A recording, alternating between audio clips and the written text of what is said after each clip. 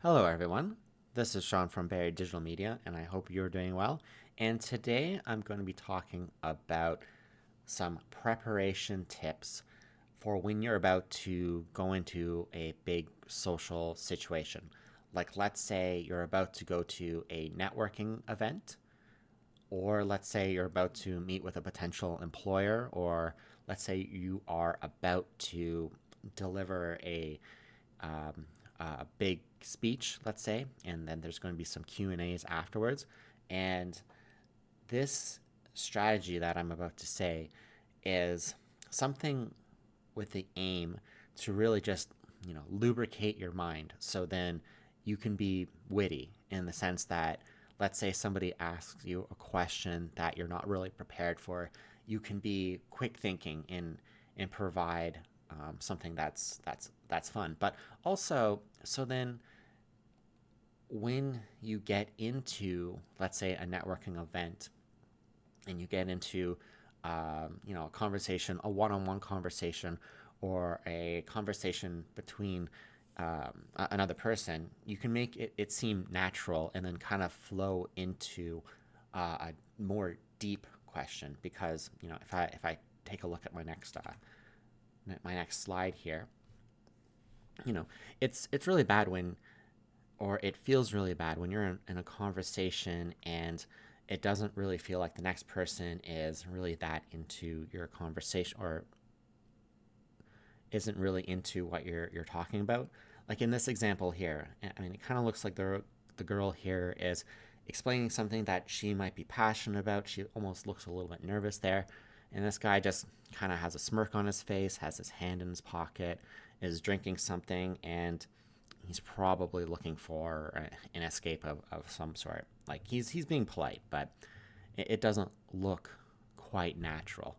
But you know, when you do ask the right questions, then you can get this really nice kind of conversation where both people are really engaged with whatever is being discussed. And you know and of course, you have these big ideas in the back of your head, um, whether that's, I've just graduated from university and I can talk about quantum physics, or let's say that I have a new marketing strategy where we can generate 300% more profit if we follow X, Y, and Z.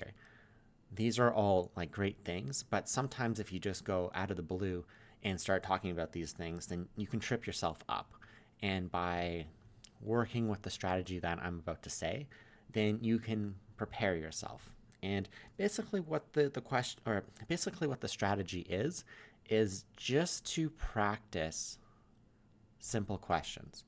So the idea is, or the strategy is, yes, you are already prepared for the big things to talk about, and maybe you're not as well. Maybe this could be a good bridge. Like, let's say that you've graduated from university, but you don't feel like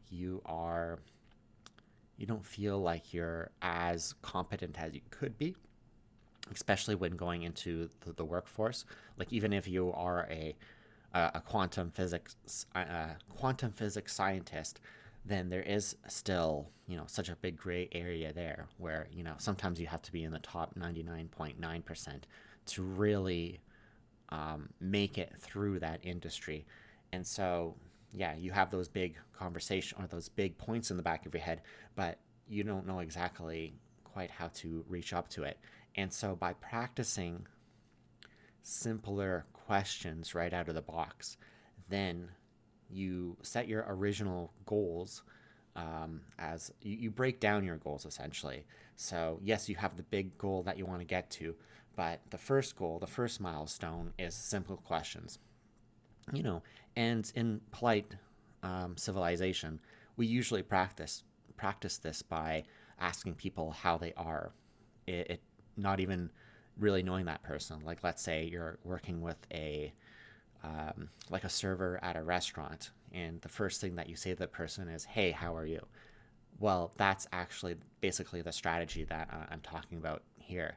You're being polite. You know, you know that you're about to ask them about their special for the day, or you're going to ask them to take out your order, but you're establishing a relationship and trying to make the entire process smooth. And so when you're traveling to one of these networking events, then if you're practicing these smaller questions first, then you can walk into those doors and you'll have, 5, 10 questions on the top of your head, which are very light and casual that you can just throw out there.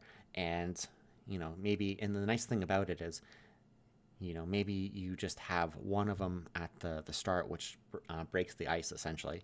But midway through the conversation, then you can use one of those questions to continue the conversation. So, what I mean by that is, let's say, you start off with a small question, to break the ice. Then you get into your deeper question, but the person that you're speaking with gets interrupted. Or let's say, you have to take a call immediately and you want to, but then you get in a moment where you can kind of return into it. Sometimes you don't want to jump right back into the deep end. Sometimes you want to, start the conversation again, but by using one of these smaller questions and having these questions just in your back pocket um, can help you jog your memory again. Um, and sometimes they don't necessarily need to be, they don't necessarily need to be, let's say, career questions. Sometimes they can be jokes as well. So, like, what is, what's that joke? What is that? Uh, oh, do I remember it? So I might ruin the joke, but uh, what is one, or, oh, okay, I remember it. How do you make one disappear? You add a G and it's gone. Okay, okay. I'll give you a moment to pick yourself up off the ground after that amazing joke. But anyways, so after you use that small little joke, or you bring that question in again, then you can get back into asking your deeper questions. And then um, the nice thing about that is um, you might be talking with somebody who might not have a career position for you, who might not be able to give you that research grant that you're looking for, various things like that. But because you're able to show that you're such a good conversationalist, then they'll keep you in mind. So then, if maybe 3 or 4 days later, when a situation comes up saying that, hey, I need that quantum physics person, then you'll be in the top of their mind, because you'll be able to show that they have like a nice scale. That's actually a pretty good example. Like usually musicians, they'll have a nice scale of music that they're working with. It's not just the heavy note, the heavy note, the heavy note. It's it's a build up to the heavy note, or a build up, or and then a gradual decline to the lighter notes, and this kind of nice integral play. Anyways, so what else did I have here? I had a couple questions. Oh, there you go. So, I mean, let's go through a couple questions and just figure out if any of these are good and worthwhile keeping in your back pocket. So, what brought you to this event today? Nice and simple. What's the most interesting project you're working on right now? I probably wouldn't lead with that one. That one, that's a medium question. That's potentially something that you would ask after your light questions. Got any fun plans for the weekend to unwind from all this networking? That's not too bad. That's not too bad, because um, yes, the other person could be nervous, or maybe you're not really. Depends the person. So the other person may be laser focused on their own goals, and by asking a question like this, that's going to show them that you might be potentially wasting their time.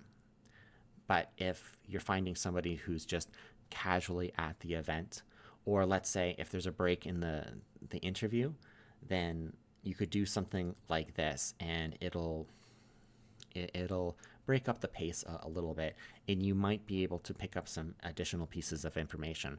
Like they might say that, oh, I don't have a moment to unwind from this networking. I'm going to 6 or 7 other conferences this weekend, and you might be able to ask them what are some of those networking conferences, and one of them might be, a physics conference in, I don't know, space technology, and so you might be able to provide some interesting feedback there. What's the best thing you've learned from someone you met at an event like this? That's pretty good, although it seems like a canned question, but it's a pretty interesting question. I think the person would be able to tell that you practice this question, but it is a nice angle, so they could appreciate it. If you could swap jobs with anyone for one day, what would it be? I like this question. This one is a good exploration question. What's a hobby you've picked up recently that you're excited about? That's good. Any favorite local sports you recommend for grabbing a coffee or bite? That's okay. That kind of feels like a closing question, really. So you've already had your big conversation, and this might transition to an interview or meeting. What's one thing you wish you knew you first started in your field? That one's good. If you could attend any conference or event anywhere in the world, which one would you pick? That's a good one, especially if the person likes to travel. So you might want to ask them if they like to travel first before getting into this question. What's the most unexpected connection you've made at a networking event? Good. Again, I kind of think that this is a medium level question, but I do like it.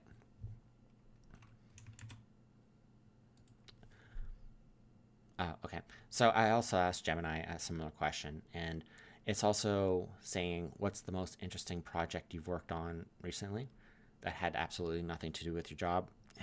That one's a bit of a stretch. I'm curious, what's the biggest surprise or shift you've noticed in the industry? That one's okay. I think that this one is good because it's still on topic. So I'm curious, what's the biggest surprise or shift you've noticed in quantum physics? That one's pretty good. What's a book, podcast, or tool that's been essential for your work or professional growth over the past 6 months? This one's good. Again, it's kind of relevant, and a lot of people are getting into podcasts. So this is another one which might open up a good can. Um, and so, yeah, I mean, just having these small questions in the back of your hand, it's just nice to have to kind of break up the ice naturally. It's a good way to help to build the rapport with the person that you're speaking with, especially if you haven't met them before. And this will help encourage like a real conversation with the other person.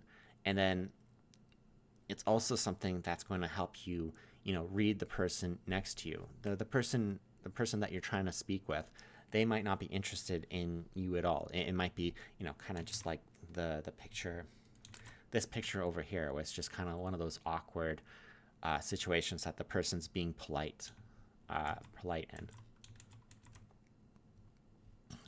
And then, yeah, again, if you kind of pace yourself and you have some of these questions and that's the other thing is when you meet somebody, sometimes their guard is on maximum. And meeting a new person, it's basically uh, there's a lot of risk involved with it. So if you are able to break down the situation in these small, simple ice-breaking questions, then it gives them a moment to bring their guard down and just be like, hey, it's a not a high school student. It's a university graduate who just graduates, who's trying to find their way, or it's just this person who is looking for a job and they're trying to be, friendly, something like that. And yeah, okay, I think I will wrap it up there. I hope this was helpful for you, and I hope you have a good day.